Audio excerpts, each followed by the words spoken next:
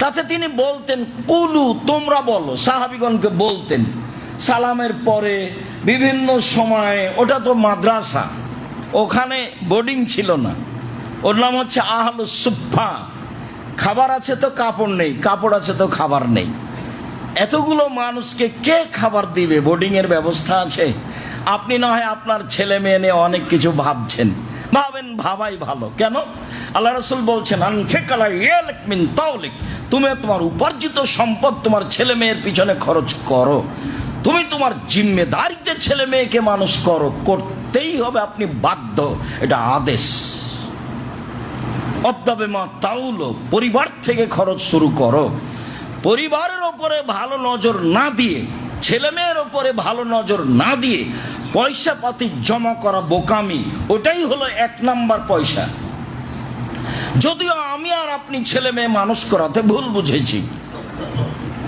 আসলে ছেলে মেয়ে মানুষ করতে হবে জাতির কল্যাণে। ছেলে মেয়ে যেন মানুষকে পরকালমুখী করতে পারে, ছেলে মেয়ে যেন জাতিকে শিরক মুক্ত করতে পারে, ছেলে মেয়ে যেন জাতিকে বিদাত মুক্ত করতে পারে। আরো যদি শিরকের দিকে ঠেলে দেয়, বিদাতের দিকে ঠেলে দেয়, প্রতারণার দিকে ঠেলে দেয়, ধোকার দিকে ঠেলে দেয়, মিথ্যে কথা বলার দিকে ঠেলে দেয়, চুরি করার দিকে ঠেলে দেয়, তাহলে আমার আর আপনার সফলতা কি? তো তিনি বলতেন বলো বলো আল্লাহুম্মা ইন্নী আউযু বিকা মিন আযাবি জাহান্নাম, হে আল্লাহ তোমার কাছে আমি জাহান্নাম থেকে বাঁচতে চাচ্ছি। ওয়া আউযু বিকা মিনাল আযাবিল কবর, তোমার কাছে আমি কবরের শাস্তি থেকে বাঁচতে চাচ্ছি। ওয়া আউযু বিকা মিন ফিতনাতিল মাসিহিদ দাজ্জাল, তোমার কাছে আমি দাজ্জালের ফিতনা থেকে বাঁচতে চাচ্ছি। ওয়া আউযু বিকা মিন ফিতনাতিল মাহি ওয়াল মামাত, তোমার কাছে বাঁচতে চাচ্ছি ইহকালের ফিতনা আর পরকালের ফিতনা। মরে গেলে শেষ, এ কথা ভুল। দুনিয়াবি সমস্যা থেকে চলে গেছে, তখন মানুষ মনে করলো যাক, তার যত মামলা টামলা ছিল সব গেল, এখন আর কাকে জেলে দিবে? গেছে, যত ঝামেলা ছিল সব মিটে গেছে, এটা আমি আর আপনি বুঝেছি। কিন্তু রাসূল সাল্লাল্লাহু আলাইহি ওয়াসাল্লাম তা বললেন না। রাসূল সাল্লাল্লাহু আলাইহি ওয়াসাল্লাম দোয়া শিখালেন, কোরআন মাজিদ পড়ার মতো করে শিখালেন। তাতে তিনি শেষ বাক্যে বললেন, আল্লাহ তোমার কাছে বাঁচতে চাচ্ছি জীবনে বেঁচে থাকার ফিতনা হতে, এবং মরে যাওয়ার পরে যত ফিতনা আছে সেসব ফিতনা হতে। আহমদ গ্রন্থে এসেছে, একজন ইহুদি মহিলা এসে আয়েশা রাদিয়াল্লাহু তাআলা আনহাকে বলছেন যে আপনি আমাকে খেতে দেন, আল্লাহ আপনাকে কবরের শাস্তি থেকে বাঁচাবে। যেমন এই কথা বলা, আয়েশা রাদিয়াল্লাহু তাআলা খুব বুদ্ধিমতী শক্ত মহিলা ছিলেন। কবরের শাস্তি মানে তোমাকে খেতে দিলে আল্লাহ কবরের শাস্তি থেকে বাঁচাবে, এমন কথা তো আমি রাসূলের মুখে শুনিনি কোনোদিন। থামো, তুমি বাসায় থাকো, তোমাকে আটকিয়ে রাখলাম। রাসূল আসবে, তাকে জিজ্ঞাসা করব কবরের শাস্তির ঘটনা কি। রাসূল যদি বলেন হ্যাঁ, তাহলে তোমার রেহাই আছে, অন্যথায় তোমার রেহাই নেই। তাই তো মাঝে মধ্যে বলি, উমর রাদিয়াল্লাহু তাআলা আনহু বেঁচে থাকলে শতকরা 95 জন বক্তার আজীবন জেল হতো।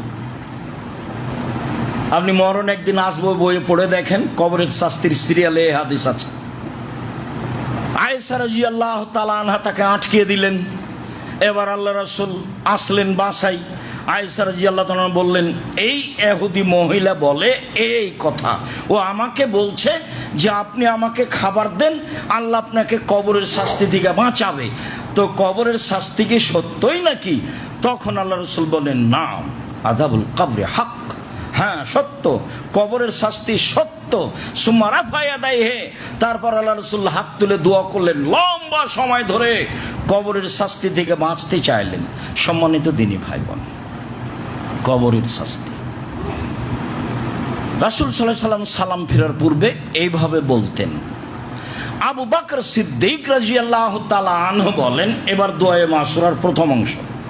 আবু বকর সিদ্দিক রাদিয়াল্লাহু তাআলা আনহু বলেন, আমি আল্লাহ রাসূলকে বললাম, কুলতু লিন নবী সাল্লাল্লাহু আলাইহি সাল্লাম আল্লিমনি দুআন আদুবিহি ফি সালাতি, আল্লাহ নবী আমাকে একটা দোয়া বলে দেন তো, যেটা আমি আমার সালাতে বলবো। আল্লাহর নবী আমাকে একটা দোয়া বলে দেন, যেটা আমি আমার সলাতে বলবো। এই কথা আবু বকর সিদ্দিক রাদিয়াল্লাহু তাআলা আনহু পেশ করলেন রাসূল সাল্লাল্লাহু আলাইহি ওয়াসাল্লামের কাছে। তখন আল্লাহ রাসূল বললেন যে কুল, ঠিক আছে আপনি বলেন, কুল, ঠিক আছে আপনি বলেন, আল্লাহুম্মা ইন্নী যালামতু নাফসি যুলমান কাসীরা। হে আল্লাহ, আমি নিজের প্রতি খুব অত্যাচার করেছি। কত যে মিথ্যা কথা বললাম, কত যে মিথ্যা কসম করলাম, কত যে অন্যায় অবিচার করলাম, কত যে মুখখান বন্ধ করে চুপটি করে থাকলাম, একটু তাসবিহ তাহলিল জিকির আজকার করলাম না। সারা জীবনটাই নিজের উপরে জুলুম অত্যাচার করেছি। আল্লাহুম্মা ইন্নী যালামতু নাফসি যুলমান কাসীরা। জীবনে খুব অত্যাচার করেছি নিজের উপরে। আচ্ছা, নিজের উপরে অত্যাচার কেন? এইভাবে কোরআনেও বলা হয়, এইভাবে হাদিসে এসেছে। আমি অন্যায় করলাম তো আমার আত্মার উপরে জুলুম করলাম, এ আবার কি কথা? জি, মরার পরে ভালো মন্দ আত্মা বুঝবে।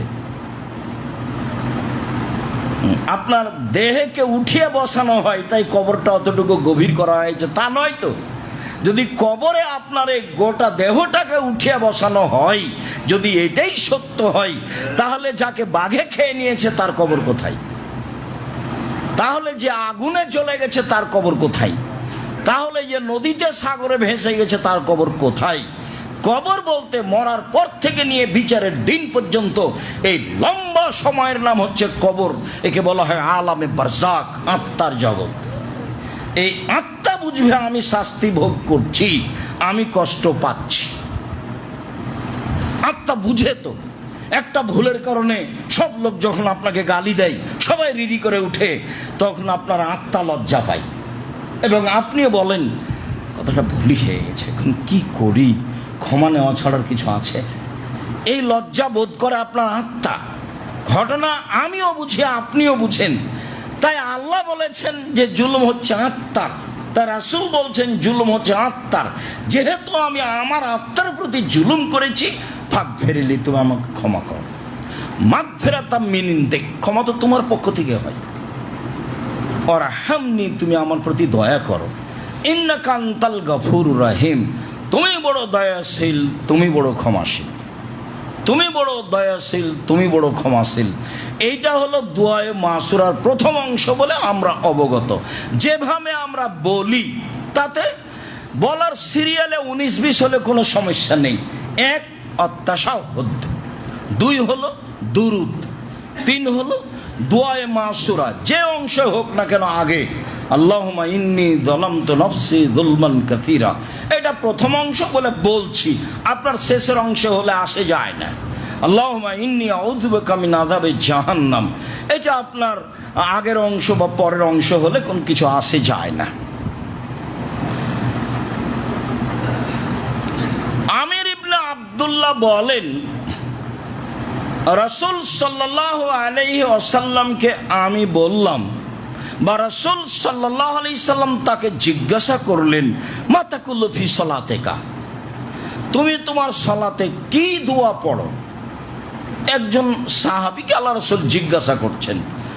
তখন সাহাবী উত্তরে বলছেন যে আমি বাদাত তাশাহুদ, আত্তাহিয়াতু বলার পরে বলি আল্লাহুম্মা ইন্নী আসআলুকাল জান্নাহ, তোমার কাছে আমি জান্নাত চাচ্ছি।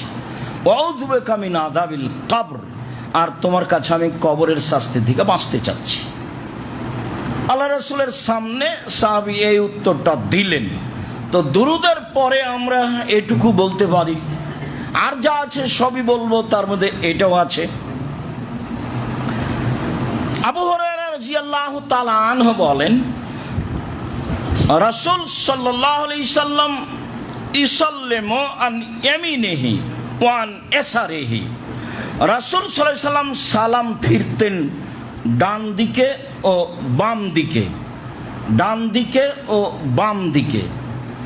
সুম্মা ইয়াকুল, মানে সালামের পূর্বেই, তিনি সালামের পূর্বেই বলতেন আল্লাহুম্মা কিনি আযাবাক ইয়াউমা তাবাসু ইবাদাক, হে আল্লাহ তুমি আমাকে জাহান্নামের শাস্তি থেকে বাঁচাও যেদিন মানুষের পুনরুত্থান হবে, যেদিন মানুষকে তুমি পুনরায় জীবিত করবে, সেই দিন তুমি আমাকে জাহান্নাম থেকে বাঁচাও।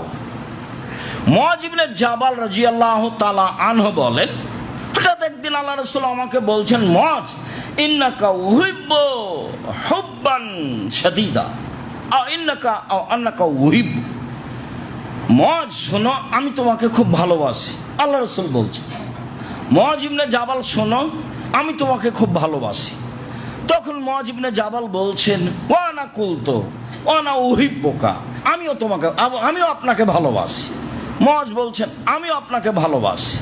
যখন এই পরস্পর ভালোবাসার কথাটা শেষ হয়ে গেল, তখন আল্লাহ রাসূল বলছেন যে, মুআজ লা তাদু আন তাকুলা ফি সলাতিক, তুমি তোমার সলাতে বলতে এই দোয়াটা কখনো ছাড়ো না। শোনো মুআজ, তুমি সলাতে এই দোয়াটা বলতে কখনো ছাড়ো না। সেটা কি? আল্লাহুম্মা ইন্নী আলা যিকরিকা ওয়া শুকরিকা ওয়া হুসনে ইবাদাতিক। যদি এই অংশ আমরা সালামের পরেও বলি, কিন্তু আল্লাহর নবী বলছেন যে তুমি এটা সালাতে বলতে কখনো ছেড়ো না। আল্লাহুম্মা ইন্নী আলা যিকরিকা, হে আল্লাহ, তোমাকে যেন আমি ডাকতে পারি, এ ব্যাপারে আমাকে সাহায্য করো। ও শুকরিকা, আমি যেন তোমার শুকরিয়া আদায় করতে পারি, এ ব্যাপারে তুমি আমাকে সাহায্য করো। ও হুসনে ইবাদাতিক, আমি যেন তোমার সুন্দর ইবাদত করতে পারি, এ ব্যাপারে তুমি আমাকে সাহায্য করো। তিনটা কথা বললেন যে তুমি এটা সালাতের মধ্যে বলতে ছাড়ো না। আল্লাহুম্মা ইন্নী আলা যিকরিকা ওয়া শুকরিকা ওয়া হুসনে ইবাদাতিক। এই দোয়াগুলো রাসূল সাল্লাল্লাহু আলাইহি সাল্লাম দুরুদের পরে পড়তেন, যা একাধিক হাদিস দ্বারা বোঝা যাচ্ছে। আরও অনেক দোয়া আছে। আজকের জন্য আমরা সময়ের গতিতে কিছু বলবো ইনশাআল্লাহ।